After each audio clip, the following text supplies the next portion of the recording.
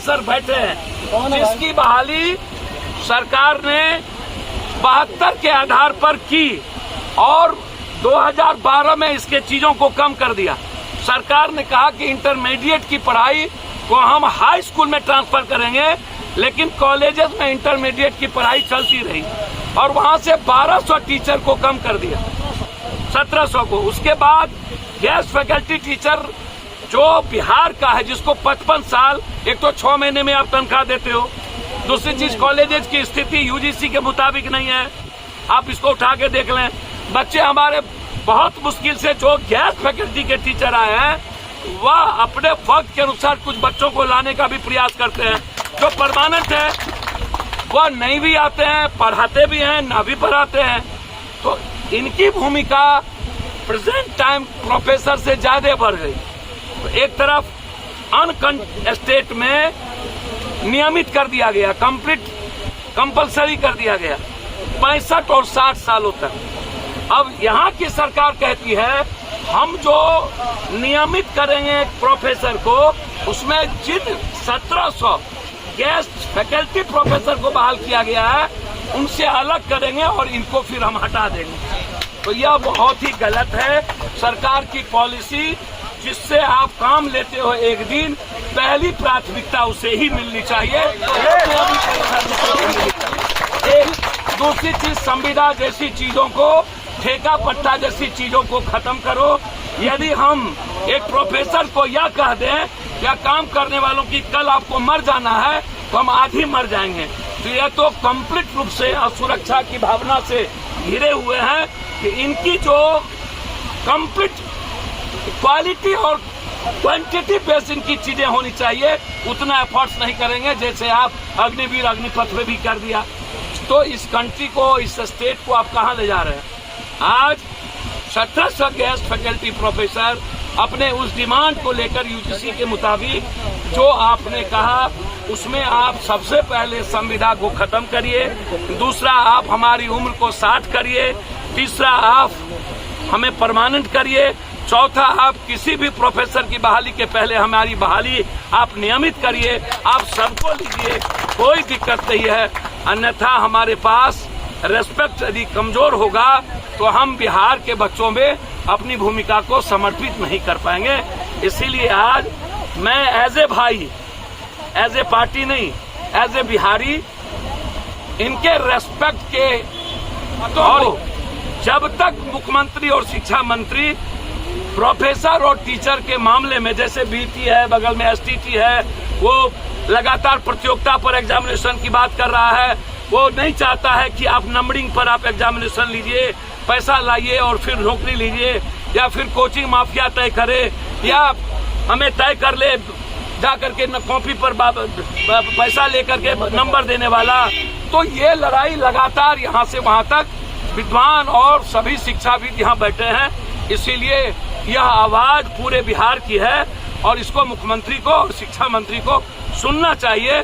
नहीं सुनेंगे तो हम लोग इस लड़ाई को तेज करेंगे। बापू जी, बिहार में 6 वित्त रहित कॉलेज है, अभी तक परमानेंट नहीं किया गया। वित्त रहित कॉलेज आज से 90 के पहले से ना खत्म हो गया हो।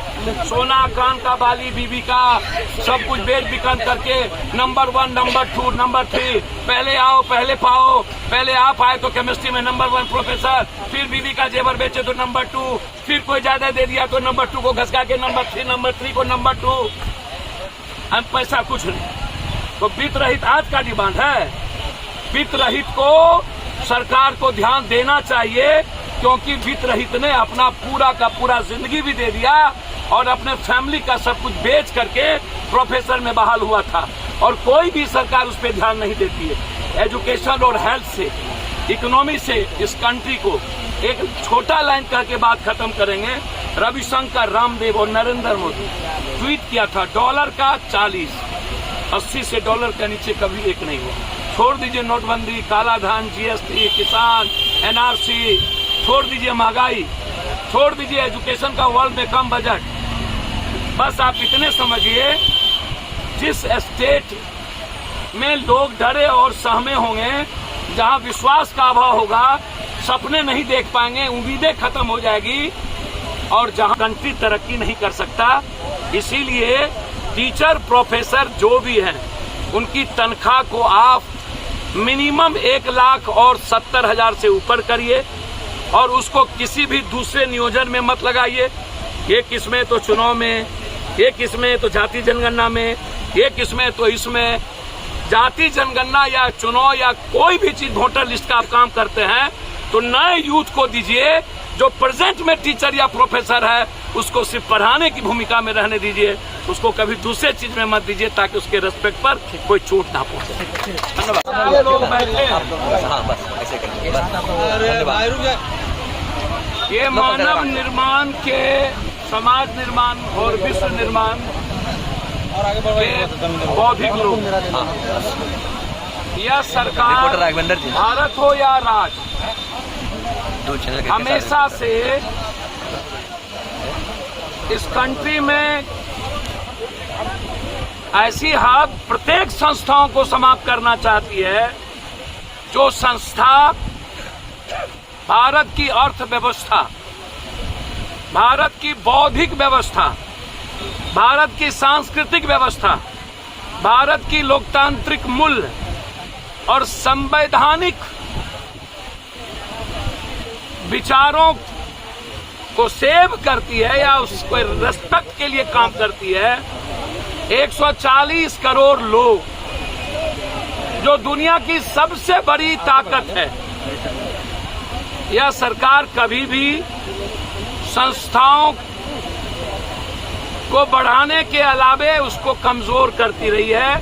चाहे वो न्यायपालिका हो, चाहे वो फिल्म लाइन का हो, चाहे वो किसान का मुद्दा हो, चाहे वो बैंकिंग हो, चाहे वो ईडी हो, चाहे वो कॉलेजेस हो, चाहे वो अस्पताल हो। 1 nation 1 rank, no nation no rank no pension.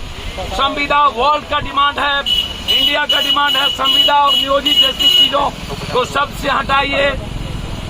ये आप अभाव में और डर में रख करके किसी व्यक्ति से एक बेहतर इंसान और बेहतर राष्ट्र और बेहतर विश्व की कल्पना नहीं कर सकते हैं। आपको उनके पीस, उनके वे, उनके लाइफ को रेस्पेक्ट देना होगा।